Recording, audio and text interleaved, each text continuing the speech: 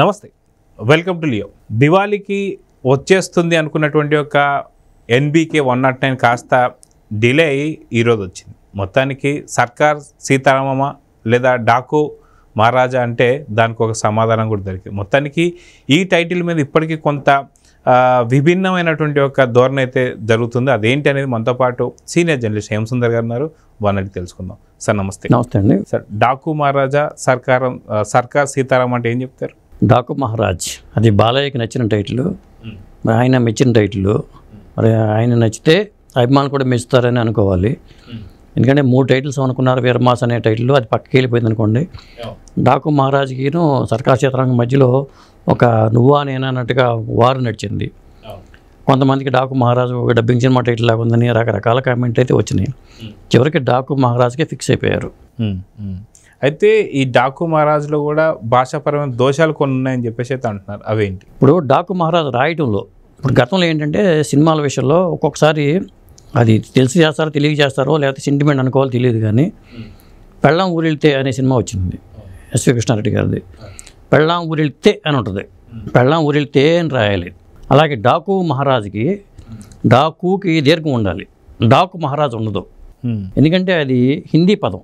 డాకు అంటే బందిపోటు, అది హిందీ పదం. హిందీలో కూడా దీర్ఘం ఉంటుంది మనకి. డాకు మహారాజా అని రాయాలి, లేదా మహారాజా అనేది అది పెద్ద ఇబ్బంది ఏం లేదు. మహారాజా అనొచ్చు, మహారాజా అని కూడా అనొచ్చు. కాబట్టి డాకు అనే పదానికి ఏంటంటే దీర్ఘం ఉండాలి. ఒక్కోసారి ఏంటంటే దీర్ఘాలు లేకపోతే హిట్ అవుతున్న సెంటిమెంట్ కూడా కావచ్చు, చెప్పలేము.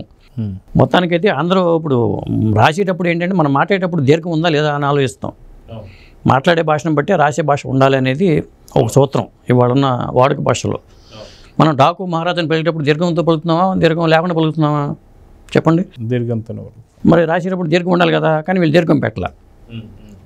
కొంతమంది ఇంకా అదిగా ఆలోచించి డాకుకి కింద గూట ఉండాలా లేదా అని కూడా ఆలోచిస్తున్నారు. ఇంగ్లీష్లో రాసినప్పుడు వాడికి ఒత్తు హెచ్చి పెట్టం కాబట్టి డాకు అని డిఏఏ అని పెడతాం కాబట్టి ఒత్తు అవసరం లేదు. డాకు మహారాజా అని ఉండాలి, కానీ మరి ఏ కారణంతో వాళ్ళు పెట్టారు అది. అయితే మొత్తానికి డాకు మహారాజ్ ఏదైతే గ్లిమ్స్ ఎలా ఉంది, టైటిల్ గ్లిమ్స్ అంటే ఏం చెప్తారు? గ్లిమ్స్ పరంగా చూస్తే నాకు నచ్చిన అంశం ఏంటంటే వాళ్ళు ఫస్ట్ గుర్రాలు పరిగెడుతూ ఉండే, ఒక 5-6 గుర్రాలు పరిగెడుతూ ఉంటే ఎడారి ప్రాంతంలో ఇసుక రేణువులు గాలి రావడం, ఇసుక రేణువులు లేచిపోవడం అనేది కూడా చక్కగా చూపించాడు. విజువల్ పరంగా చూసుకుంటే ఆ కెమెరా పనితనం అనేది చాలా బాగా నచ్చింది. అలాగే దానికి వాయిస్ ఓవర్లో ఆయన గురించి చెప్పడం కూడా, ఎందుకంటే అది ఏమనిందంటే ఇది చూసి చెప్పాలి. ఈ కథ వెలుగును పంచే దేవుళ్ళది కాదు అని చెప్తాడు, చీకటి శాసించే రాక్షసులది కాదు, ఆ రాక్షసులను ఆడించే రావణాసురుడి కాదు, ఈ కథ రాజ్యం లేకుండా యుద్ధం చేసిన ఒక రాజుది, గండ్రగొడ్డలి పట్టిన యమధర్మరాజుది, మరణాన్ని వణికించిన మహారాజుది అంటూ ఈ డాకు మహారాజు రివీల్ అవ్వడం అనేది చేశారు. కాబట్టి ఫ్యాన్స్కి నచ్చేలా గొడ్డలు పట్టుకుని గుర్రం మీద వచ్చే సన్నివేశం, గండ్రగొడ్డలు పట్టుకుని, అసలు గండ్రగొడ్డలి అనే పదవే మర్చిపోతున్నారు. నిజంగా చెప్పాలంటే ఆ గ్లిమ్స్ అనేది అద్భుతం అనే చెప్పాలి. ఆ కెమెరా పనితనం కానీ అన్నీ చూసుకున్నా, ఓవరాల్గా చూసుకున్నా చాలా అద్భుతమని చెప్పాలి. అంటే బాబు కొల్లి మళ్ళీ ఒక జై లవకుశ లాంటి సినిమా తీయబోతున్నాను అనుకోవాలి. ఎందుకంటే అక్కడ కూడా 3 పాత్రలు జై లవకుశలో కూడా. సో జై లవ కుశ లాగా ఇప్పుడు ఇక్కడ కూడా 3 పాత్రలు ఉండబోతున్నాయి. ఏదైతే జనరేషన్ పరంగా అన్నట్టు కూడా కథలు వినిపిస్తున్నాయి. మొత్తానికి డాకు మహారాజ్ సంబంధించి ఎన్ని పాత్రలు ఉండబోతున్నాయి, మీకు ఎలా అనిపిస్తుంది అంటే ఏం చెప్తారు? నేను అనుకోవడం 2 పాత్రలు 3గా చూపించారేమనుకుంటున్నా. ఎందుకంటే డాకు మహారాజు సర్కార్ చిత్రం ఇద్దరు ఒకరేనా టైటిల్ అనుకున్నారు కదా, చిత్రం పాత్రే డాకునా అనేది ఒకటి. ఆ క్లారిటీ వచ్చేస్తుంది సినిమా చూసిన తర్వాత, మనకి ఆ క్లారిటీ అయితే వచ్చేస్తుంది. అది కాకుండా ఇంకొక యంగ్ పాత్ర ఉండే అవకాశం ఉందనుకుంటున్నాను నేను అనుకోవటం. ఎందుకంటే 1980sలో స్టార్ట్ అయింది కదా. సాధారణంగా డాకు అంటే బందిపోటు, ఎందుకంటే ప్రయాణికులను దోచుకునేవాడిని బందిపోటు అంటారు. మరి ఇక్కడ వీళ్ళు చెప్పిన ఇంట్రోలో మరి అసలు రాజు అంటే ఏంటి అనే దాని మీద వీళ్ళు చెప్పారు కాబట్టి, అసలు రాజ్యం లేకపోయినా రాజు అని అంటున్నారు కాబట్టి అది ఏంటి అనేది మనం సినిమాలో చూడాలి. ఇంకొకటి ఏంటంటే అసలు ఇవాళ్లే బాలయ్య బాబు ఈ టైటిల్ రివీల్ చేయడానికి కారణం ఏంటి అనే ప్రశ్న.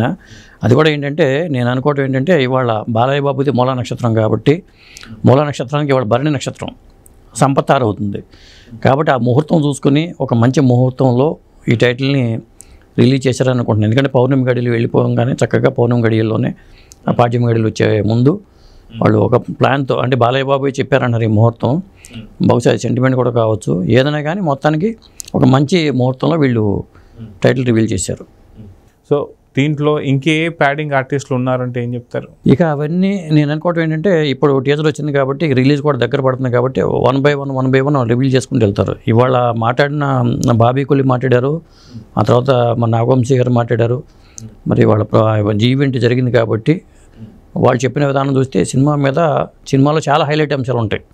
ఎందుకంటే ఆయన ఒక మాటలోనే కొన్ని రివీల్ చేశారు. వాళ్ళు తల నరకడం కానీ, కొండ మించి దూకడం కానీ ఇట్లాంటివి చేస్తారంటే దాంట్లో అవన్నీ ఉన్నాయేమో అనుకోవాల్సి వస్తుంది వాళ్ళు మాట్లాడే మాటలను బట్టి చూస్తే. కాబట్టి ఈ సినిమా గురించి ఇక ఈ గ్లిమ్స్ ద్వారా ఇంతకన్నా ఎక్కువ ఊహించుకుంటే మళ్ళీ ఊహలు ఎక్కువైతే కూడా ప్రమాదమే కాబట్టి అదండి. మొత్తానికి సంక్రాంతికి రాబోతుంది, డేట్ కూడా ఫిక్స్ చేసేసారు. సో మొత్తానికి ఇంకా అడ్డు లేదనుకోవచ్చా? ఎక్కడ కూడా ఆటంకాలు లేవనుకోవచ్చా? ఖచ్చితంగా 12వ తారీఖు అనేది అఫీషియల్గా వచ్చేసింది కాబట్టి, జనవరి 12వ తారీఖున సంక్రాంతికి వస్తున్నాం అని చెప్పేశారు కాబట్టి ఇక ఇబ్బంది లేదు.